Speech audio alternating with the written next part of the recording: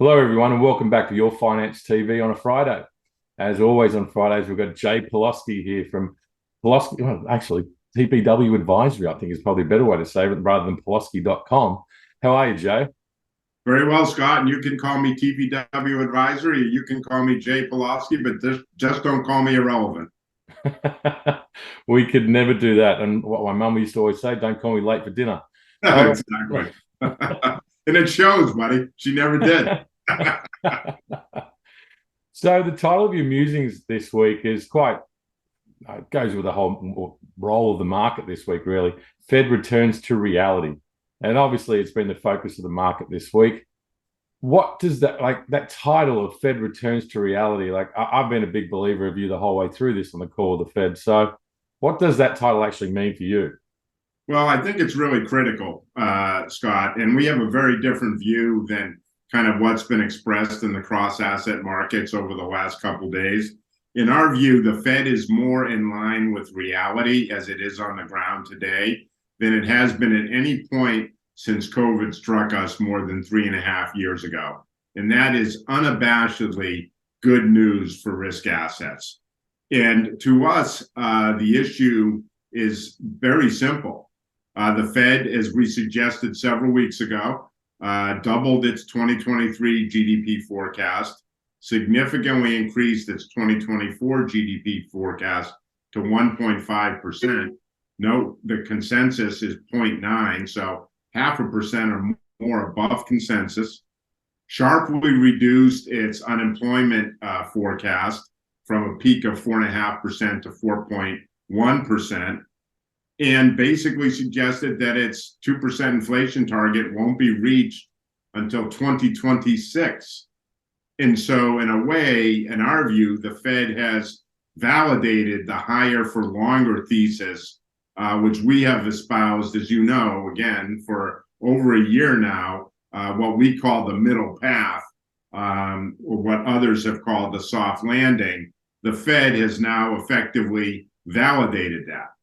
And so to us, the trade that has been expressed over the last 48 or 72 hours is very simple. The Fed has taken recession off the table at a cost of reducing the number of expected rate cuts from 4 to 2. That's a trade we'll take all day long. We think that is very constructive for risk assets because if no recession manifests, then we don't need rate cuts. And the Fed has effectively taken recession off the table. And we agree. We've never been a believer, as you know. We've always had a view that we're not going back to the 2010 to 2019 period of low inflation, low growth, low interest rates. We're in a new regime, and we think the Fed just validated that with its new economic forecast. And again, that is bullish for risk assets. Okay, well, let's move on to the bond market. And I've been seeing a lot of press this week talking about the bond bear market. Bill Gross, a lot out there, Ackman, a lot of comments about it as well. What's your view on this bond bear market? Well, I think what the bond market has done in the last couple of days is just reveal the depths of belief in the recession argument, right? The bond market were real believers that recession was going to happen. And therefore, that recession being taken off the table, at least by the Fed and its economic forecasts, has really caused some upheaval in bond markets. Note that the stock market has never been a believer in the recession call, right? In large part because the credit market never supported it, nor did earnings revisions ever support the idea of an imminent recession. And thus, equities have significantly outperformed bonds over the year to date. And so, in our view, the stock market has it right, the bond market has it wrong. And more importantly, to us, the Fed has now validated the global cross-asset landscape. And what do we mean by that? Basically, we touched on the bond bear market, right? You know, and we've talked about it many times on YourFinanceTV, in our global multi-asset model portfolio, we've been deeply underweight fixed income for the last 2 years. And so bond bear market has been validated by the Fed, right?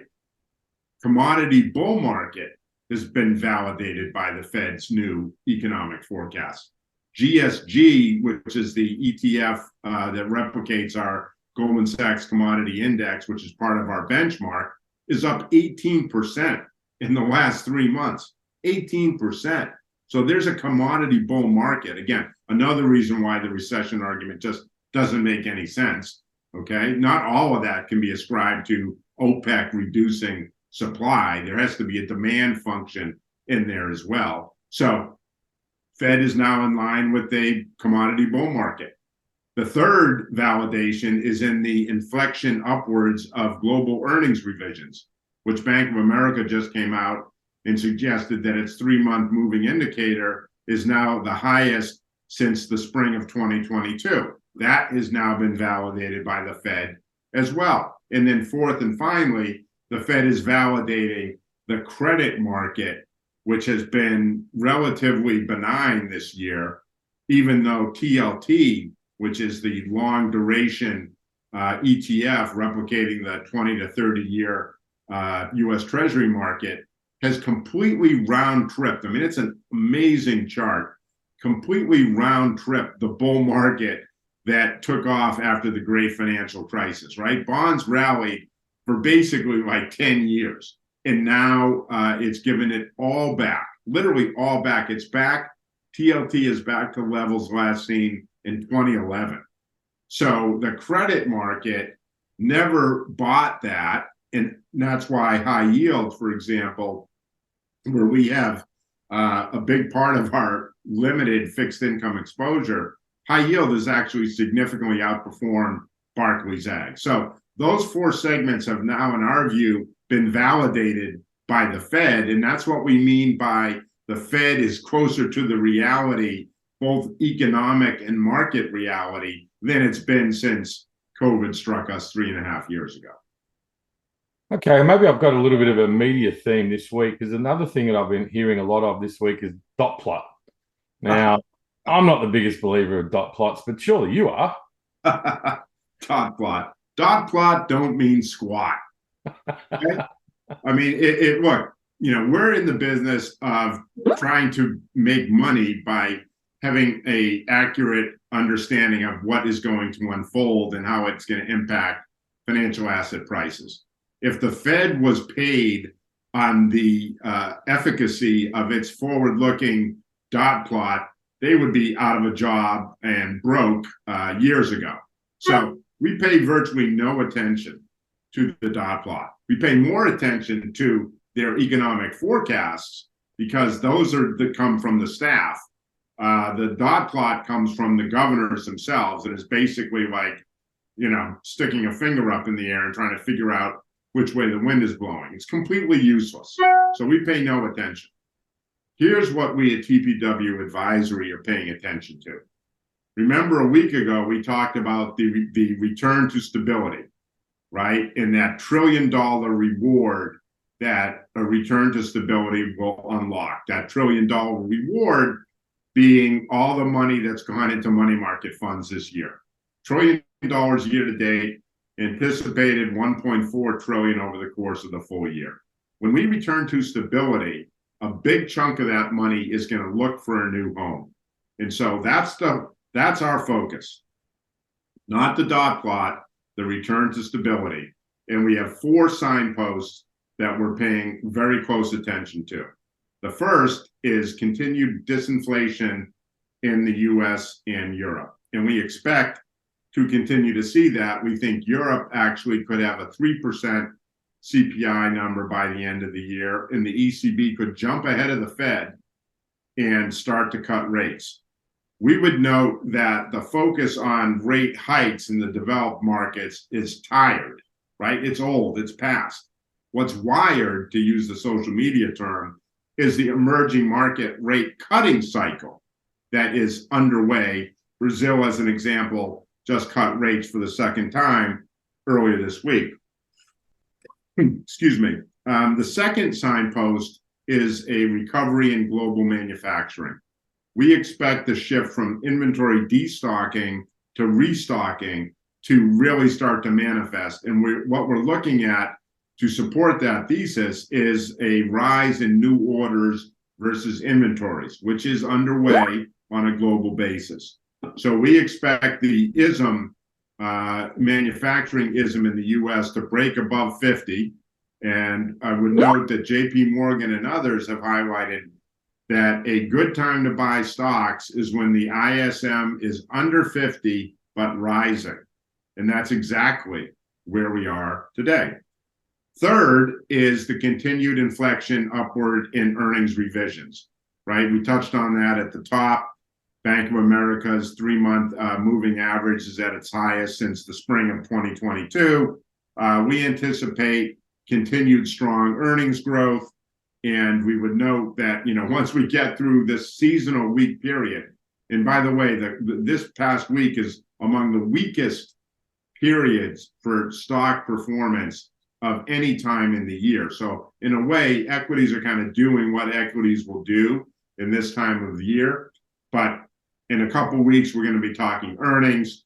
Q3 is going to be should be the first year with earnings growth year over year. And then Q4 and into 2024, we anticipate earnings revisions to continue to support global equities. And then fourth and finally, very importantly, and you and I have touched on it, is that all the drips and drabs of policy stimulus that China's government has put in place, when does that gain traction, right?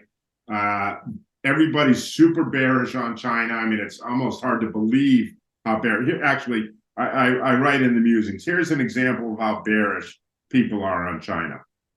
B of A's fund manager survey, right? Considered one of the best in the business, okay? Their latest fund manager survey surveyed how many folks expected higher growth in China. Stronger growth, sorry, I think the term is, higher growth in China. You know what the percentage of respondents that expected stronger growth in China was? I'm going to guess 19%. No, 0%. Zero. Nada. No, zilch. No one. No one expects higher growth coming out of China. So you can't ask for a better opportunity. And look, by the way, we're coming into Q4. Q4 a year ago, it seems like a century ago, but a year ago was the depth of the lockdowns in China. Point being, the year-over-year comparisons are going to be uber easy. And so you have JP Morgan, for example, noting that their China recovery, their business cycle indicator, has turned up for the first time since the spring. And JP Morgan just raised its Q3 and Q4 GDP estimates for China. So China, we're going to see those green shoots. The year-over-year comparisons could not be easier in the next couple of months. And the expectation of stronger growth is literally zero. Wow. Well, it actually brings me up to a point. I saw this post on LinkedIn yesterday from David Lovinger. If I've mispronounced that, apologies. He works at TCW, very big in the emerging market space. And we'll bring up the image here. But just back from Hong Kong and Beijing, as bearish on China as I can remember, maybe since 2009. Though low expectations and underweight positioning do make positive policy and data surprises more likely. So maybe that's sort of falling into your sort of thesis on this, that maybe there is more potential upside here, especially on the equity side for China. Yeah, I mean, TCW is traditionally a fixed income shop. And as you say, very expert in EM. So I'm sure the gentleman, I don't know him, but I'm sure he's very expert. But if he's talking about fixed income, that makes perfect sense, right? Because if China does reflate and if growth numbers start to turn up, then Chinese bonds will probably sell off. So if you're holding Chinese bonds or recommending Chinese fixed income, yes, probably not where you want to be. But if you want to be in Chinese equity, which is where we are, then that's a great scenario. And I just remind the audience, or even encourage the audience here, to just pull up FXI which is a big China equity ETF, versus the S&P. For all the negativity around China, Scott, FXI is outperforming the S&P over the past month. So Wow. it's already in the price, people, right? You can't pound something forever and expect it to not at some point sink in. You had record foreign investor outflows of Chinese equities last month in August. There's never been a month where foreign investors sold more Chinese equity than they did last month. It's over. What's going to happen next? It's going to go higher. And guess who's going to be there? TPW advisory clients. Thank you very much. Mark it down. Well, listen, I've really stuck with this theme on what's in the media this week. So obviously there's been a lot of talk about the UAW strike. Obviously there's a long-going strike as far as the media and there's writers and actors and so forth.